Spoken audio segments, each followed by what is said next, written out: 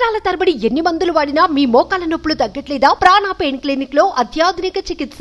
అద్భుతం, మహా అద్భుత ఘట్టం ఆవిష్కృతమైంది. 46 ఏళ్ల తర్వాత నిరీక్షణ ఫలించింది.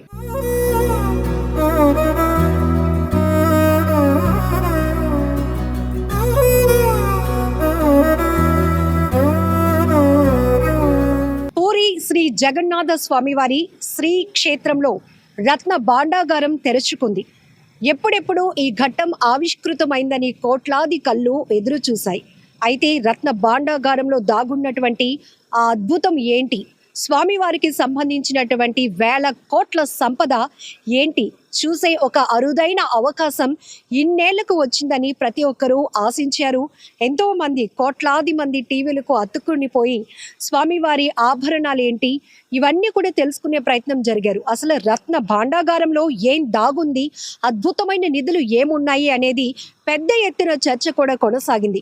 1978 తర్వాత, అంటే 46 ఏళ్ల తర్వాత ఇప్పుడు స్వామివారి రత్న భాండాగారం తెరుచుకోబోతుంది. కాబట్టి ఖచ్చితంగా శాస్త్రోక్తంగా స్వామివారి ఆశీస్సులతోనే ఇది సాధ్యం అనేటటువంటి ఆలోచనతో ఉదయం నుంచి కూడా గత కొన్ని రోజులుగా శాస్త్రోక్తంగా అన్ని కార్యక్రమాలు కూడా చేపట్టారు. ప్రత్యేకమైనటువంటి పూజలు, సుభద్ర బలభద్ర సమేత శ్రీ స్వామివారికి కూడా విశిష్టమైన పూజలు చేసిన తర్వాత మంచి ముహూర్తాన్ని కూడా అధికార బృందం, పురోహితులంతా కూడా ఫిక్స్ చేయడం జరిగింది.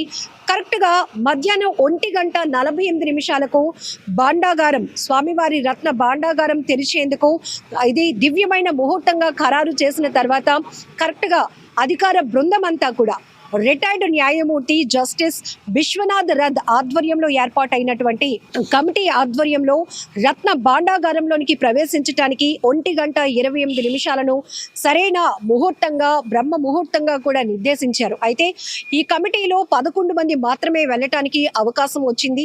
అయితే మనమందరం చూసాం, ఒక్కొక్క తలుపు తెరుచుకుంటున్న క్రమంలో ఏముంది, ఈ రత్న భాండాగారానికి కాపుగా దేవత నాగశర్పాలైనటువంటి నాగబంధనం కూడా ఉంది అని పెద్ద ఎత్తున చర్చలు జరిగిన నేపథ్యంలోనే దీనికి సంబంధించి కూడా స్నేక్ క్యాచర్స్ని కూడా అలర్ట్ చేశారు అధికారులు. అన్ని రకాలుగా అధికార యంత్రాంగం అంతా కూడా ఒక సమన్వయంతో ఆలయ పూజాధికారులు అందరూ కూడా ఒక కోఆర్డినేషన్తో ఒక ప్రత్యేకమైనటువంటి కమిటీగా ఫామ్ అయి రత్న భాండాగారాన్ని తెరిచేందుకైతే ముమ్మరమైనటువంటి ఏర్పాట్లు చేశారు. ఈ భాండాగారం తలుపులు తెరుచుకున్న తర్వాత ఈ రత్నాలు కానీ, బంగారం కానీ, స్వామివారికి సంబంధించినటువంటి నగలు కానీ, వజ్రాభరణాలు ఏమున్నాయి, ఇవన్నీ తెలుసుకునే ప్రయత్నం, అలాగే ప్రజలకు కూడా చూపించే ప్రయత్నం ఒడిశా ప్రభుత్వం చేయాలనుకుంది.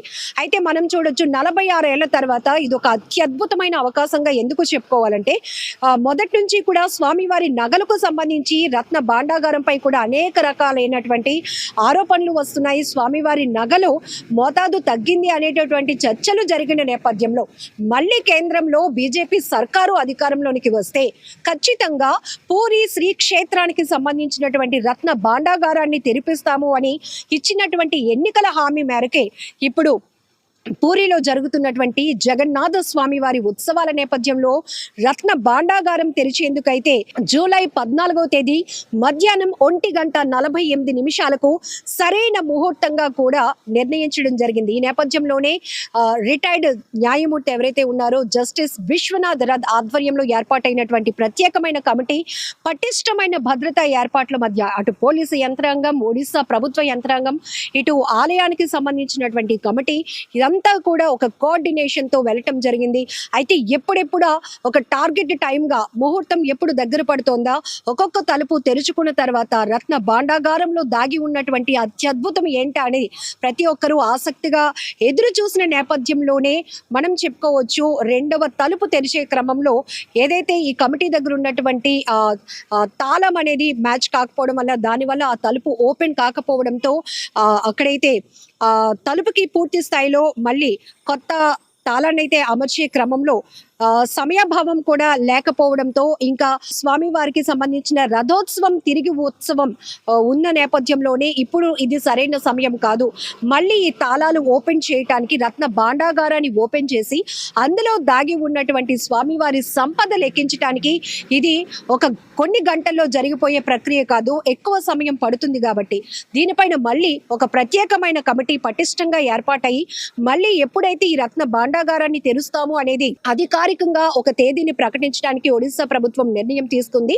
కేవలం రేపు మాత్రం పూరిలో ఉన్నటువంటి శ్రీక్షేత్రంలో జగన్నాథ స్వామి వారి తిరుగు రథోత్సవం ఉండటం వల్ల ఈ రోజు అనుకున్న సమయానికి రత్న భాండాగారంలోనికి 1:28 కమిటీ 11 మంది సభ్యులు ప్రవేశించినప్పటికీ కూడా సమయాభావం లేకపోవటం, అందులోనూ ఆ తాళం డోర్స్ ఏవైతే ఓపెన్ కాకపోవడం వల్ల దాన్ని మళ్ళీ గ్రిల్ పెట్టి ఓపెన్ చేసే ప్రయత్నం చేశారు. మళ్ళీ కొత్త లాక్ కూడా అమర్చారు. కాబట్టి ఇది పూర్తిగా మళ్ళీ ఒడిశాకు సంబంధించినటువంటి పూరికి సంబంధించిన జిల్లా కలెక్టర్ కి ఆ కీని కూడా హ్యాండ్ ఓవర్ చేశారు. మళ్ళీ ఒక అధికారికంగా ఒక హై కమిటీని దీనిపైన వేసి పటిష్టమైన చర్యలు తీసుకున్న తర్వాత ఎప్పుడైతే ఈ భాండాగారాన్ని మళ్ళీ తిరిగి ఓపెన్ చేస్తాము, తెరుస్తాము, ఆ తర్వాత ఫర్దర్ గా దీనిపైన ఎలాంటి నిర్ణయం తీసుకోవాలి అనేది కూడా ఒడిశా ప్రభుత్వం అధికారికంగా ఒక ప్రకటన కూడా ఇవ్వటం జరిగింది. ఏదేమైనప్పటికీ సినిమాల్లో మనం చూస్తాం ఒక అత్యద్భుతమైనటువంటి నిర్మాణాలు, దేవతామూర్తుల విగ్రహాలు, ఇలాంటివన్నీ కూడా మనం నేరుగా చూడం కాబట్టి ఎప్పటికీ అది ఒక అద్భుతమే. అలాగే పూరికి సంబంధించి శ్రీక్షేత్రంలో కొలువైనటువంటి శ్రీ జగన్నాథ స్వామి వారి యొక్క సంపద ఆనాడు రాజుల కాలంలో స్వామివారికి అమ్మవార్లకి సమర్పించినటువంటి వజ్రాలు, వైడూర్యాలు, నగలు, అలాగే బోలెడంత సంపద స్వామివారికి 1000 కోట్లకు సంబంధించినటువంటి భూముల పత్రాలు ఇవన్నీ ఉన్నాయి కాబట్టి దాన్ని రత్న భాండాగారంగా మనం పిలుస్తూ ఉన్నాం.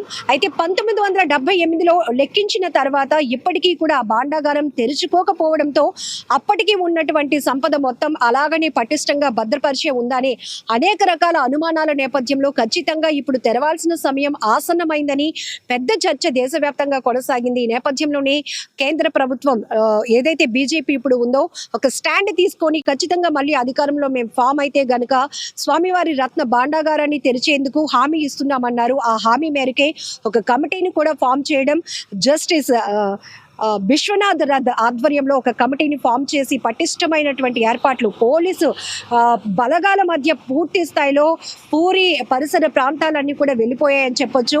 ఎప్పుడైతే ఈ మహోత్సవాల సందర్భంగా వేలాది మంది భక్తులు తరలి వస్తున్నారు పూరికి, మరొక వైపు ప్రత్యేకమైన ముహూర్తంలో స్వామివారి రత్న భాండాగారం తెరుచుకోబోతుందని వార్త దావానంలో వ్యాపించటంతో ఈవెన్ నేషనల్ మీడియాలో కూడా రావటంతో అనేక ప్రాంతాల నుంచి ప్రపంచ స్థాయిలో స్వామివారికి భక్తులు ఉన్నారు, వాళ్ళు కూడా చేరుకోవటంతో పూర్తి స్థాయిలో కిక్కిరిసిన వాతావరణం అయితే కనిపించింది.